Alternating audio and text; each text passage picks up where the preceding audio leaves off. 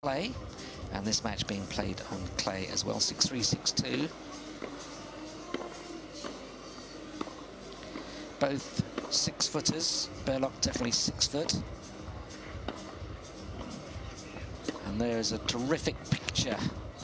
Big black clouds overhead of the lagoon, and on the left as it pans across slightly, just catch sight of just a nibble of the Adriatic Sea. Stadium will fill up. People have gone to have their supper after a couple of good matches we've already seen, with Marin Cilic through to the semi-finals. Won quite comfortably in straight sets against Andrea Seppi, and he will play Fabio Fognini of Italy in tomorrow's semi-final. A 3-set conqueror of Botito Starace, who knocked out Juan Ignacio Chela last night after saving a match point. Carlos Berlocq then, world ranked 83. 12th year on the tour, twice a quarter-finalist here in 2006 and 2007. And as the cameraman decides to go a wander in search of beauty.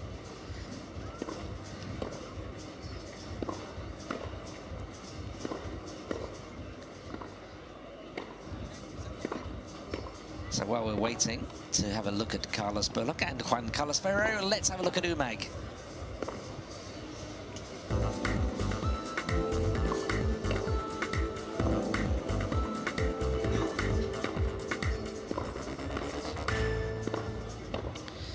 Beautiful Umag by night, just a taste of what it is. And when I say a taste, the food here is just unbelievable.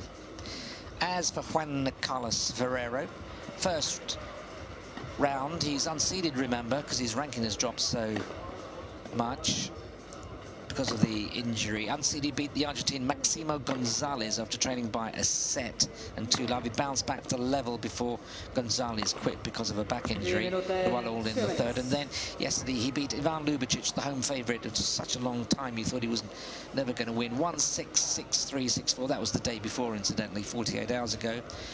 Fourth time Ferrero has played here in Umag. The first time was in 2005, and 2 years ago he loves this tournament. He reached the final, losing to the Russian Nikolai Davydenko before winning the title 12 months ago, defeating the Italian Botito Starace 6-4, 6-4.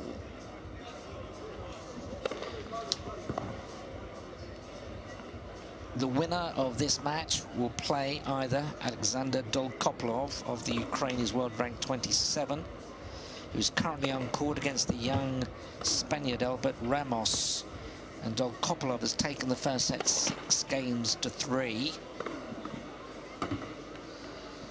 Well, no wind. That's not too good, because this huge black cloud is just sitting above the court. There's the bottom half of the draw.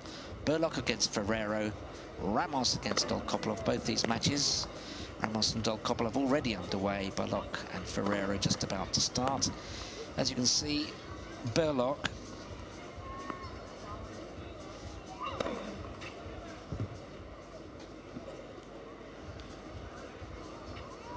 defeated. They're just having a quick look at the other half of the draw. That's gone as well. So let me tell you about Berlocq. Berlocq against Blazkavicic, beat him quite comfortably from Slovakia, 3 sets.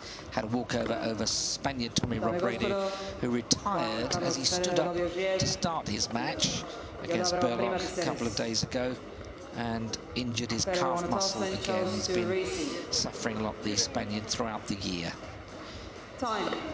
Time called. Berlocq finished in the top 100 3 times, 2005, 2007 and last year. He's worked his way back into the top of the tree, the top 100, by becoming the best player on the Challenger Tour last year, winning 57 matches and 3 titles. In fact, up to the end of last year, he'd won 210 Challenger matches, winning 9 titles in 17 finals. That's the prize money at the bottom just this year. Carlos Ferrero, only his 5th event this year. Back to Berlocq, best tour result last year was a quarter-final in Brazil in February. And also last year he won his first ATP Tour doubles with countryman Eduardo Schwank. As for Ferrero, quarter-final this year in Barcelona in April. First round in Madrid in May. Won Stuttgart 2 weeks ago. Last week lost in round 1 in Hamburg. It'll be Berlocq serving. Just down below me as a few more fans start to come into the stadium. The flag's just drooping, just doing absolutely nothing, and that cloud is going to sit above us and may decide to open its own umbrella and pour rain upon us all. Berlocq, well, this year he's lost his opening matches 8 times, but he did win a challenger in Turin in June, and 2 weeks ago he lost in round 1 in Bastad in Sweden. He's on the main tour, and last week in Hamburg he defeated the Dutchman Robin Haase before losing to Mikhail Yuzhny. Berlocq in the white hat just below me with a black top over his shoulders, black shorts, playing Juan Carlos Ferrero, the defending champion, and we're underway.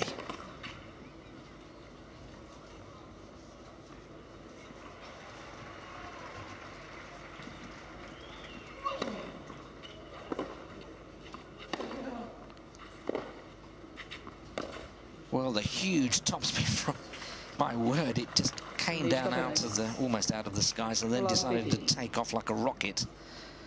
But I just could not control that ball, and you just think that the talent of Ferrero, he's been there, former world #1, even though he's 31 years of age now, slipping a little bit down the rankings, needs to win here just to maintain his ranking of 73, but he has been out with so many injuries. You always think quality will come through. Berlocq mainly a challenger player, but sometimes plays in these main tour events. Not a great start. There will be no clip between first and second match. Berlocq at love 30.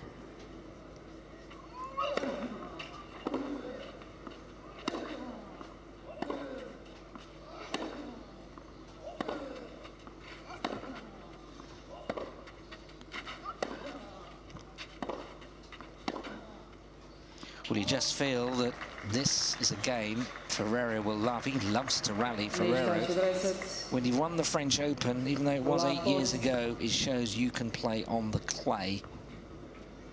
And already Berlocq still to win a point is at love 40.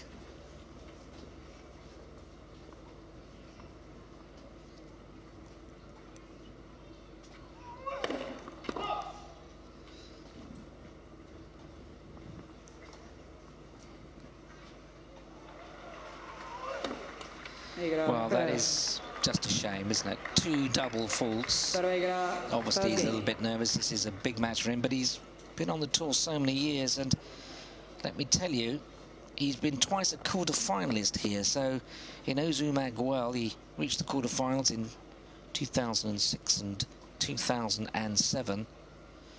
Lost the first 4 points of the match.